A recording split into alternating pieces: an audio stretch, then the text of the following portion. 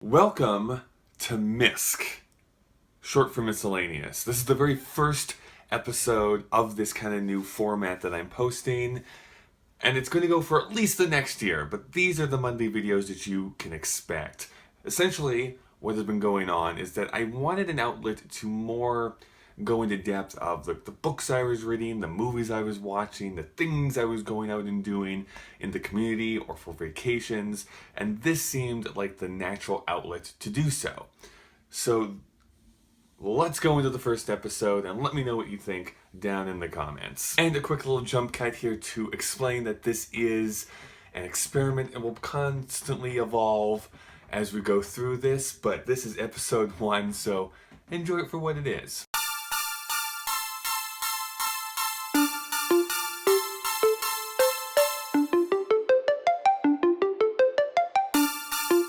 On this episode, I get scared by some aliens, go and organize some books, and finish off by reading The Handmaid's Tale.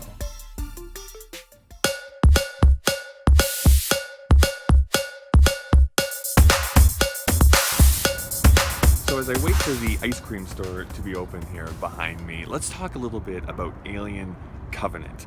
I am a huge fan of some of the Alien films, which I'm sure that falls into the category of most people. So the first Alien, I think, is this great exploration of a slasher flick in space. That's essentially what it is. The alien going around and killing these people off until we're left with the one survivor in Ripley. And it gave us this iconic horror franchise and this iconic character.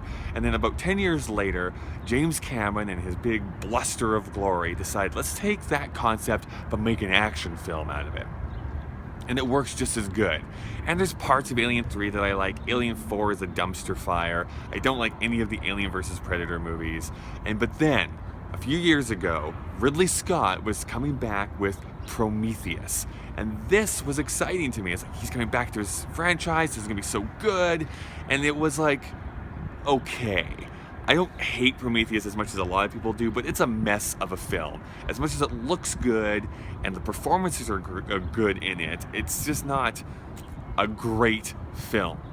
So Alien Covenant, also directed by Ridley Scott, seems to be quite, leaning full in to this Alien franchise, I think suffers from most of the same problems that Prometheus does. It still is a bit of a muddy film. It's not the best plotted out of any of them. It's very much a Alien top hits, right? You're getting all the same scenes you've seen in a bunch of other Alien movies. It's just now directed by Ridley Scott.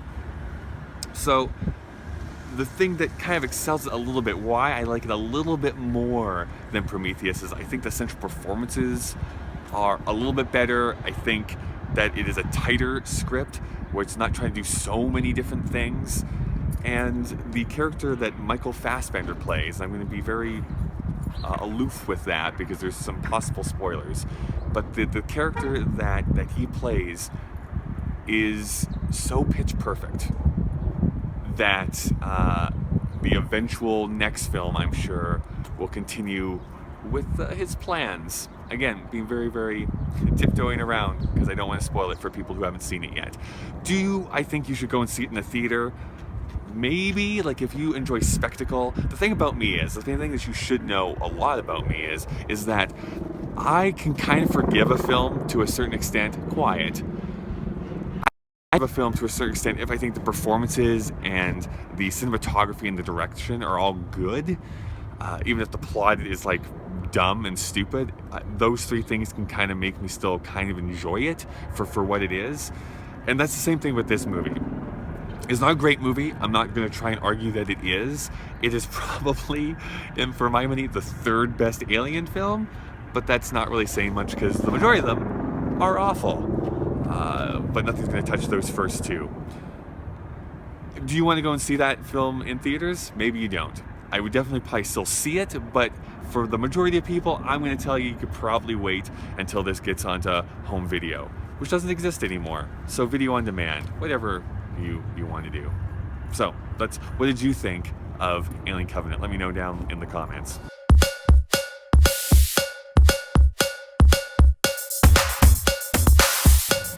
One of the things I should learn how to do is to be on location better, so I'm going to start to play some of the very limited B-roll I shot, and then once I got outside realized that probably wasn't enough.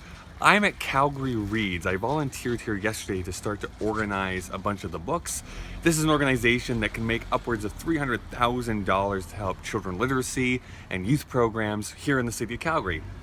They do this annual book drive every single year where people donate their books. You can come in and you can buy things at the very ridiculous price of $4 a book for adults, and I think it's $2 a book for teens and children's books. It's literally like you're stealing for children.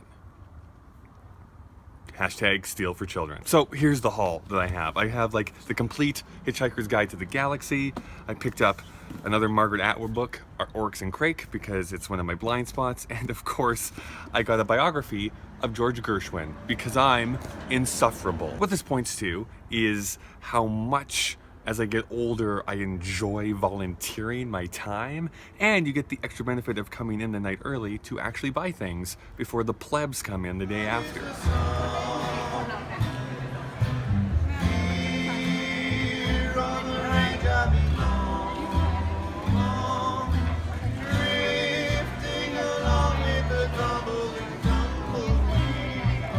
Okay, and now I'm going to throw back to myself wherever the heck I am now.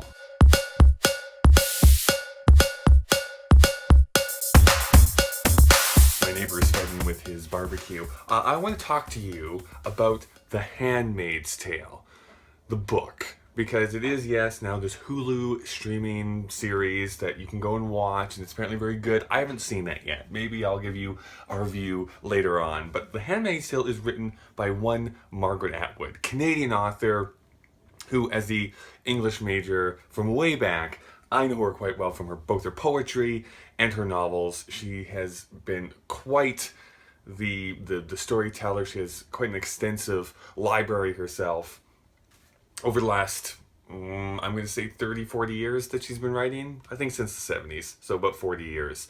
The Handmaid's Tale is this thing she wrote during the Reagan era, and it was her idea of seeing what a completely far right-wing post-apocalyptic story would be like. We have these women who have no control over their bodies, and this kind of gets revealed to us over time. We are introduced to this character that remains unnamed for a great portion of the novel, but we understand that she is now in this like basically a nun's outfit in red, and she has to be very, very clever. She wants to resist but knows that she can't. This is now a society that she lives in that has taken really all the rights away from women completely. And this is supposedly kind of in the United States.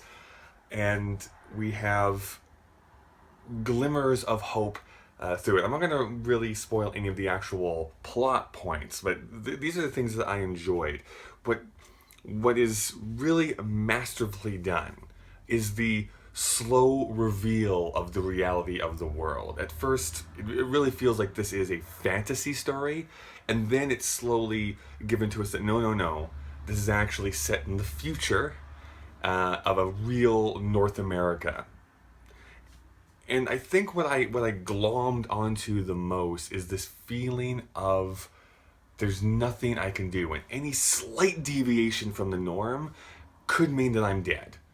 That's the absolute reality. So she craves and she takes these mini acts of rebellion, being able to find a phrase that was scratched into the bottom of the wall in her room from the previous person who used to live there. The glances she gives to the groundskeeper, the small conversations she has with another, I'll call them nuns, in this cloister, and they both understand that they can't have full-on deep conversations, but they know that they're both on the same side. And I mean, yes, we can give the analogy that this is what a lot of people think that the US is driving towards now, and I'm not to say it isn't, I'm just saying we're not there yet, but be vigilant. And I think that is the key theme from this novel, is that it's not that these things only happen in other countries. It's not that these things could never happen in North America. It's to stay vigilant and to stay fighting, and don't let the bastards keep you down. If you couldn't tell, I'm a big fan of the book. I think you should go and read it. It is expertly written. I think it does have a lot of themes that are going to be translated into today. And I would love to know if you have read the book, what you think down below.